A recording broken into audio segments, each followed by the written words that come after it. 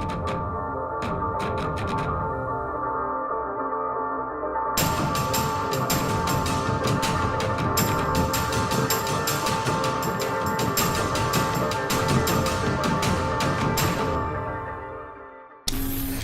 my name's Kodi Zene, and this is episode 9 in the Making Monochrome series.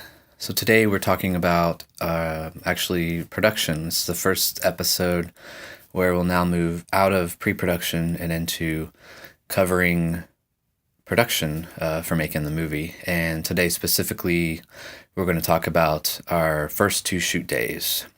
And, going back to the previous episode, we had to be strategic in how we plan the days, because we didn't want long days. We didn't want them back to back. We had to shoot, strategically over the weekends.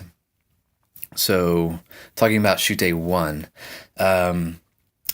we wanted to kind of start easy. This was the first time I think all the crew worked together. It was the first time working with the cast. And so we wanted something, an easy win going into it. And so the first scene we shot for the movie was basically just a house, a room, apartment, where Isaac, the main character, played by Josh Bangle, wakes up for his day. Nothing crazy spectacular about it, but we wanted to show that he's just this average guy getting up, morning routine just like everybody else. And luckily, the location for that, our assistant director, Merced, kind of had this little house behind the actual house. We were able to use the bedroom there and the bathroom there for that. And it was definitely, a lot of excitement in the air. It always is, on set. But this being finally the start of the project, the start of shooting it, everybody was energized, and it took a little bit to threw all my equipment bags down. It's like, okay guys, this is what's in what bag. So it was kind of a learning process in that regard, but I'd say overall it went really smooth. A couple funny things. The very first shot that we were going to film was the alarm was going to go off at 8:00, and at least I think it was 8:00. So we'd have to set the alarm, before 8 so that we could film it turning to the 8:00 hour, and then he'd, slap it off. And so there we are, we're getting all excited. Everyone's, got the scene set and it's looking great. And we're all huddled around and we're like, okay, action. And then we're waiting and long pause. And then finally, we're looking at the clock and it's like 7:56 or something like that. And so there's like still all these minutes to go. And so finally I'm like, you know what, we should probably set the clock sooner. So we all bust out laughing. But that was the first take of the first shot of the whole movie was a blooper. And it was nice to kind of break the ice that way. It was really funny.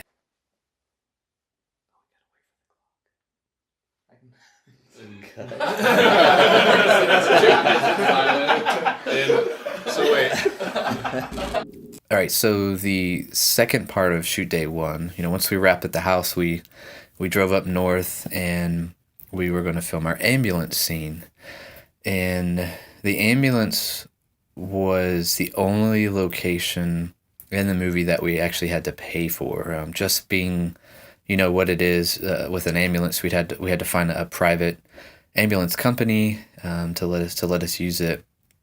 And we went up there and got everything set. And the funny thing about it was our sound guy, Corey, used to actually work in ambulances, and he actually used to work for that company. So I know nothing about the wheels and knobs and gizmos inside of the ambulance. So we get there and he's like, oh, we started heading this way. And I was like, I bet this is kind of where we're going. And so the benefit of that was, it's like, oh, you need a mask, or you hook it up here, turn this, and he's going around. So it really, added to the value of that, having Corey, there along. But yeah, it was an interesting one because we did have to pay to use the ambulance, but again, being what it is and legality and stuff, we couldn't drive the ambulance. It was parked in the parking lot. We turned it on and, do whatever, but we couldn't drive it. So when we started rolling,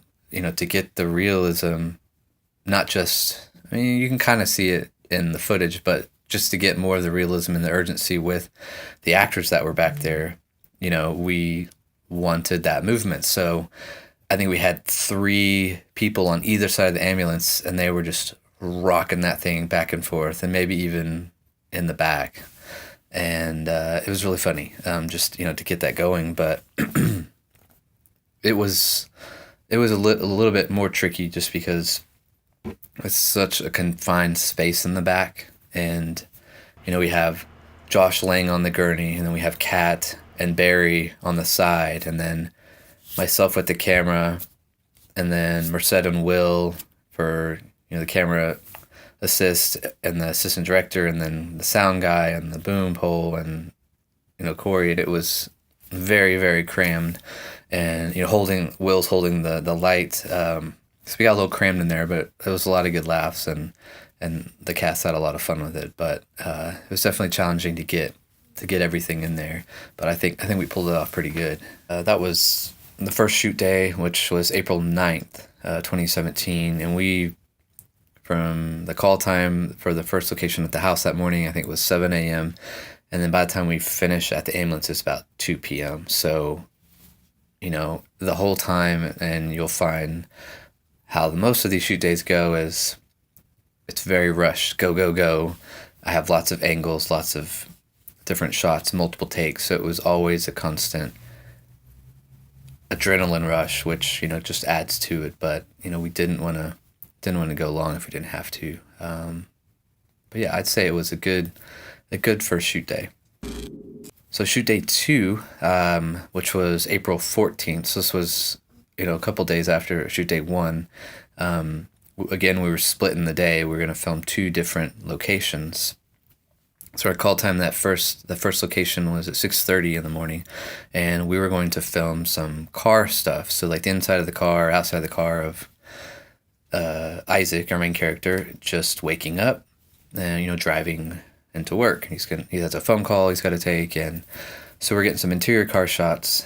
And so we met in a parking lot, kind of got everybody ready, went over everything, and then basically had to drive through morning Dallas traffic to get the shots. And again, kind of filming in a tight space. Luckily the camera is very compact and tiny, but just filming that. I probably should have put it on a stationary mount, but I had a shoulder rig the whole time. But I wanted to be able to quickly move, just because I knew their locations with the downtown in the background, which I ended up using. But I wanted to be able to maneuver based on what was coming up, and I didn't want to have to tear down the rig halfway, because we can't just stop in the middle of the highway. So I had to be very mobile for that. The one thing that kind of was tricky that day is it had kind of sprinkled, so we were having to kind of wipe the window down, and I think you can still even see that there's some rain on the window, which didn't match the phone call he was having, in the same area with Victoria. But it worked out later on when we filmed another scene. There were storm clouds and it had rained, so it was kind of wet. So I think it works out. But it was definitely interesting doing the car stuff, because it was Josh driving the car, and then I was in the passenger seat, and then Lozen was in the back reading the conversation lines that he was having. And then the car next to us was the rest of the crew. So, and Corey was in our car with the mic, or was it might have been Josh in there. But the car next to us had Merced and Will, and then Hassan, and I think Sean. So they were driving next to us, and every now and then I would turn out the passenger window and slate out the window.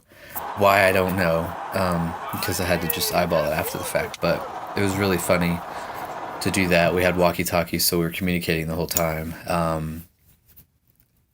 But yeah, it was definitely interesting with with the car and the traffic. You just never know what's going to happen with that.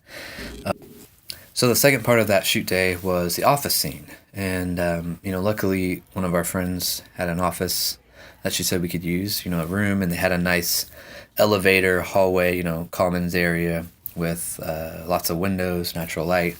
So we drove up there after we did the car shoot, and yeah, we filmed a pretty straightforward office scene. And it was the first time we got to work with Ryan Barnes, who plays Jerry, Isaac's brother.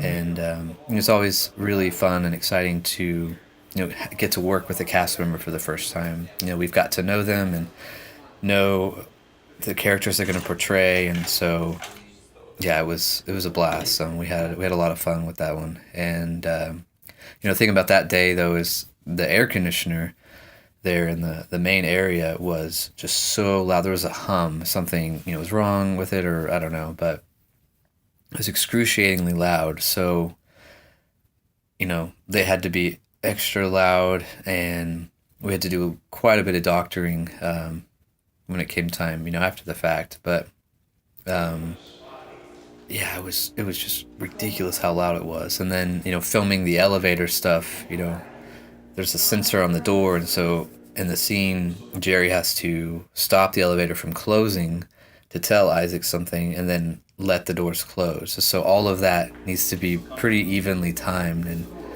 you're not in control of how quickly or how slowly the doors open. And so we have many outtakes where it's either he can't get the doors to open and he's trying to force it open, or he's got it open, he said the line, but now we've tripped the safety sensor, and so now it's beeping at us really loud and just closing super slow. So it was a lot of fun. And then I think that day, like, the new Star Wars trailer came out, so we had to stop production and go into the conference room and watch it on the big screen there in the office.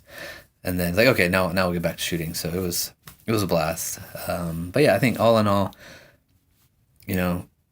now we had the first 2 shoot days done, and that's 4, roughly maybe 5 or 6 scenes, kind of micro scenes there, done with movie just after 2 shoot days. So it felt really good to kind of knock those out, get them out of the way, and start building a working relationship with these amazing cast, amazing crew, and keep it going.